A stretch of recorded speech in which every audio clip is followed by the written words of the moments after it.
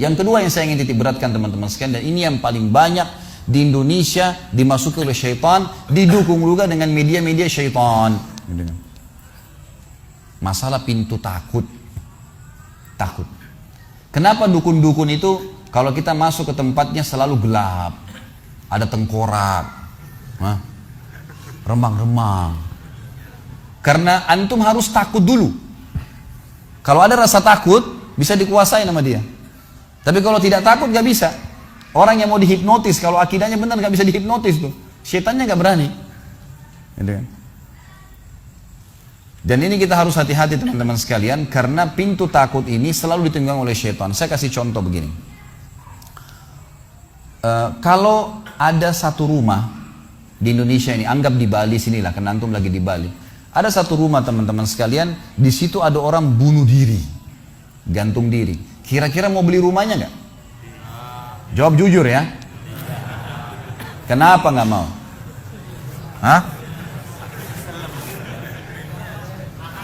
Setelah saya jelaskan malam ini, beli besok ya.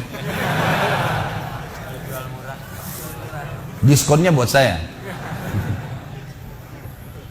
Baik. Banyak orang jawabannya takut. Kenapa takut? Ada ruh gentayangan. Baik, simpan contoh itu. Ada contoh kedua teman-teman. Ada satu rumah, tadi bunuh diri ya. Sekarang satu rumah dibunuh oleh perampok. Mau beli rumahnya nggak? Sama juga. Masya Allah cuma 3 orang yang jawab, yang lain berani semua ini. Gak mau juga beli. Kenapa? Takut. Ada ruh gentayangan. Teman-teman sekalian, ambil dari saya malam ini. Dengan izin Allah, ini ilmu dari wahyu, bukan dari saya. Tidak ada ruh gentayangan. Gak ada ceritanya dalam Islam kuburan terbuka pocongnya keluar. Gak ada itu. Gak ada tangan dari kloset tarik-tarik orang. Itu semua dusta. Dusta. Perusakan akidah dari media-media syaitan. Sinetronnya, filmnya, segala macam. Manusia bisa berubah jadi singa lah, bisa beginilah, macam-macam. Dusta. Dusta. Nggak ada dalam Islam. Nggak ada. Dari mana dalilnya?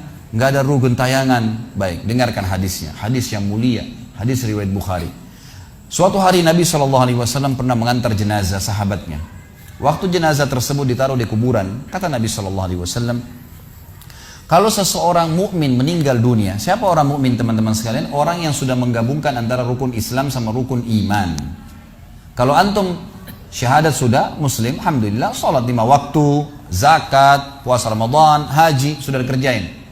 Ditambah dengan keimanan, yakin Allah ada, yakin malaikat ada mencatat, yakin diturunkan dalam Al-Quran, yakin ada Rasul yang mengajarkan Nabi Muhammad SAW, ada diterima pahalanya hari kiamat, maka itu namanya mukmin. Ditambah dengan mengimani qada dan qadar. Kalau ada orang sholat, Allah ada nggak ya? Malaikat catat nggak ya? Hari kiamat saya terima nggak? Ini masih muslim, belum mukmin, masih level di bawah.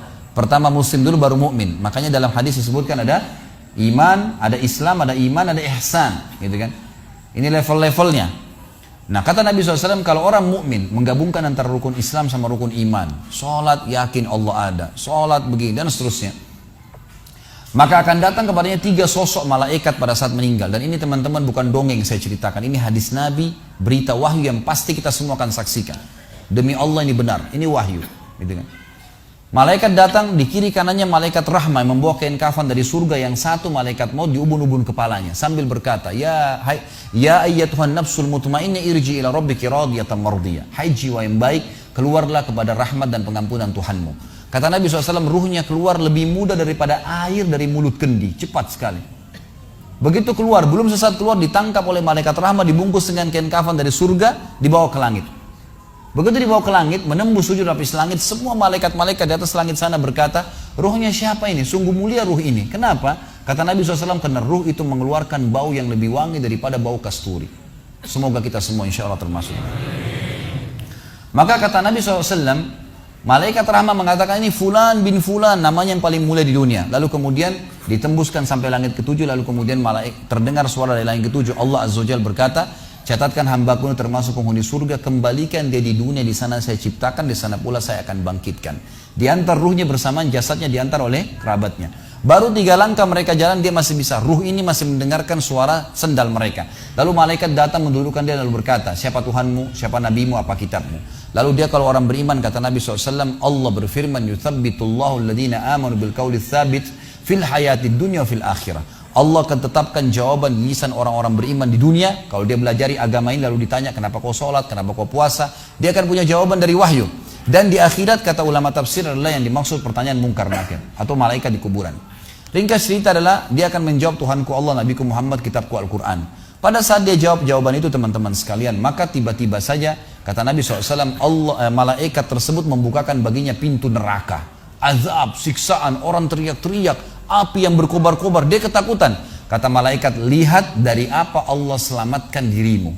Karena kau beriman, kau nggak jadi masuk sini. Ditutup supaya dia tahu nih, kalau dia berbuat salah akan masuk situ. Ditutup. Dibuka pintu surga, dayang-dayang, permadani, istana yang luas, luar biasa. Dia gembira.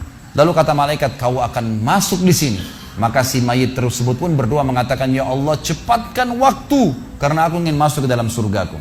Lalu datang di sebelahnya orang yang tampangnya gagah, badannya bersih, wangi, saking sempurnanya, kata jenazah ini, ruh ini berkata, siapa kamu ini? Sungguh sempurna ciptaan Allah pada dirimu. Maka dia berkata, diam dulu. Maka dia berkata, gitu kan? Dia berkata, saya amal soleh akan menemani kau sampai hari kiamat. Insya Allah setelah riwayat ini kita sholat. Saya amal soleh akan menemani kau sampai hari kiamat.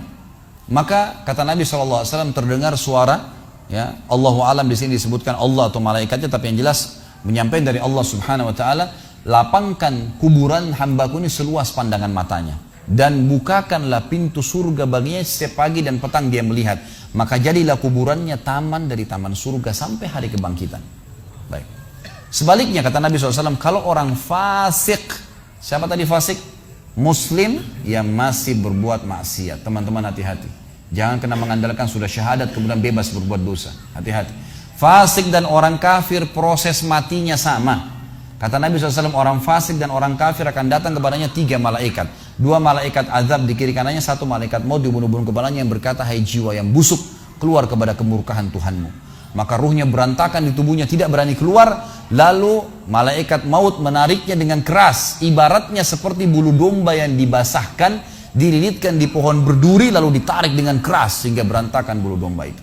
Keluar, belum sesaat keluar ditangkap oleh malaikat azab, dibungkus dengan kain kafan dari neraka, dibawa. Baru langit pertama nggak dibukain pintu oleh para malaikat. Lalu malaikat langit berkata, siapa ruh ini? Sungguh buruk ruh ini. Kenapa? Kata Nabi SAW, karena ruh itu mengeluarkan bau yang lebih busuk daripada bau bangkai. Wa na'udzubillah. Lalu malaikat azab membawa mengatakan, ini ruhnya fulan bin fulan, ya, orang yang disebutkan nama paling buruk di dunia. Lalu terdengar suara dari langit, Allah berkata, catatkan hambaku ini termasuk penghuni neraka. Di sana kembalikan dia di dunia, di sana saya ciptakan, di sana pula saya akan bangkitkan. Di antara ruhnya bersamaan pengantarnya mengantar jenazahnya. Begitu masuk dan 3 langkah, ya, orang-orang mengantarnya lewat, malaikat datang mendudukkan dia, mengatakan siapa Tuhanmu, siapa nabimu, apa kitabmu.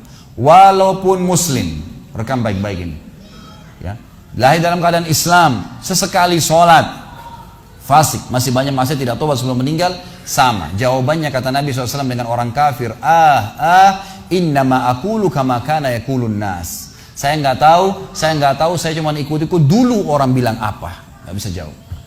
Lalu kemudian dibukakan baginya pintu surga, dayang-dayang, permadani, istana, pemandangan yang luar biasa, gitu kan? Maka dia kagum, kata malaikat, lihat dari apa kau haramkan dirimu.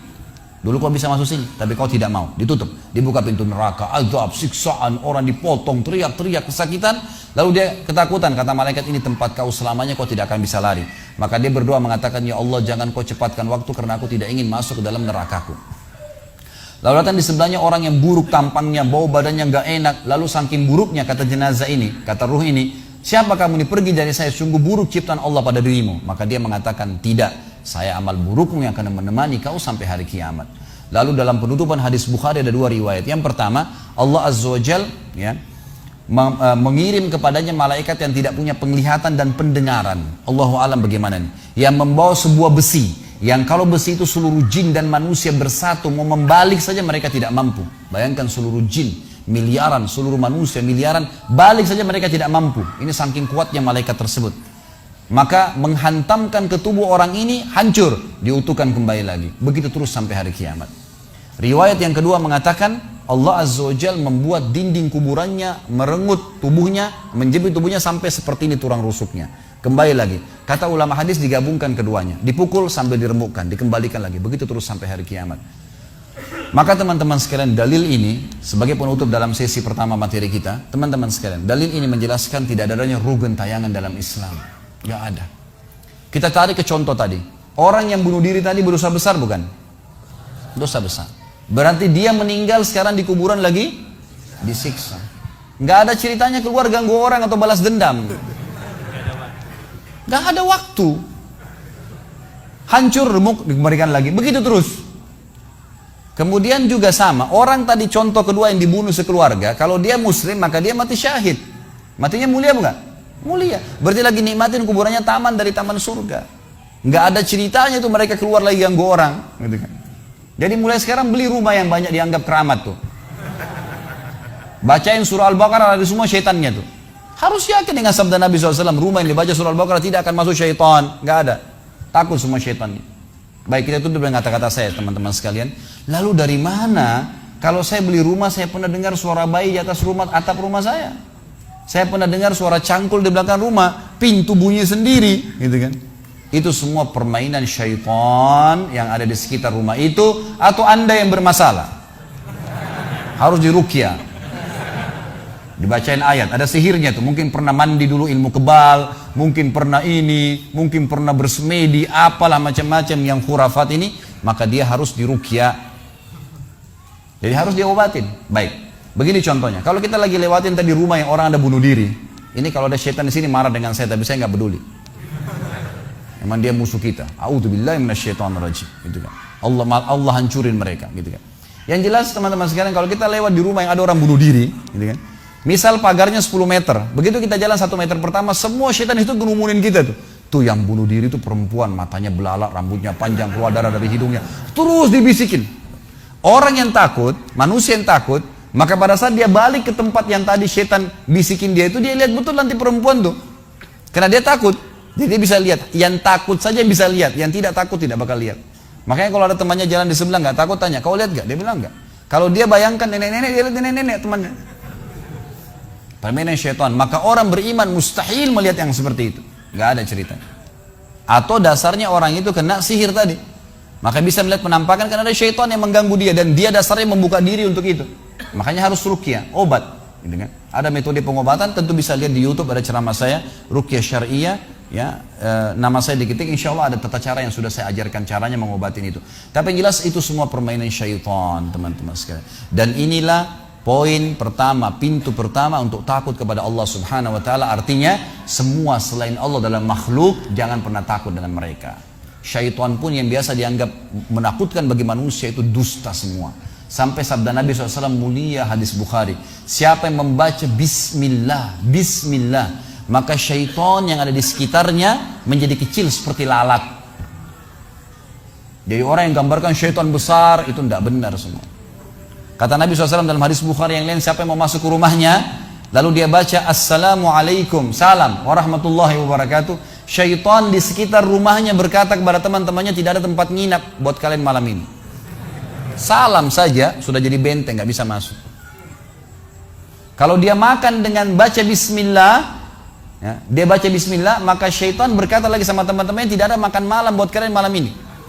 Gak bisa cuy. Dan syaitan tidak bisa membuka dan menembus tembok atau pintu manusia. Dusta semua itu tembus tembok, tembus pintu, dusta. Karena Nabi SAW yang bilang, syaitan tidak bisa membuka kembali pintu ditutup oleh manusia. Syaitan tidak bisa membalikkan ya, panci yang sudah ditutup oleh manusia. Maka padamkanlah lampu kalian, tutuplah panci-panci kalian. Karena syaitan bisa menunggangi makhluk yang lain. Sebagai penutup hadis Nabi SAW, pernah ada seorang sahabat membawa tikus ditangkap malam hari. Pada saat ditangkap tikus tersebut, lalu sahabatnya tidak bunuh, dipegang sama dia, dibawa ke masjid. Dia bilang, ya Rasulullah, ini tadi, ya, saya tangkap di rumah saya apa ini hewan ini? Boleh saya bunuh atau enggak? Kata Nabi SAW, jadi tikus itu sambil ditahan oleh sahabat, kebetulan Nabi SAW punya tikar yang dipakai sholat, di sebelahnya ada lilin kecil, minyak dengan api, gitu kan? Lalu tikus ini sementara Nabi SAW bicara sama sahabat, lepas, menyentuh ya, lilin Nabi SAW, lalu tumpah minyaknya di sejadah, di tikarnya Nabi, terbakar. Kata Nabi SAW, sesungguhnya hewan ini fasiqah, fuwaisiqah, buruk, boleh dibunuh, gitu kan. Dan syaitan menunggangi hewan seperti ini untuk membakar rumah-rumah kalian. Tapi mereka tidak bisa membakar langsung.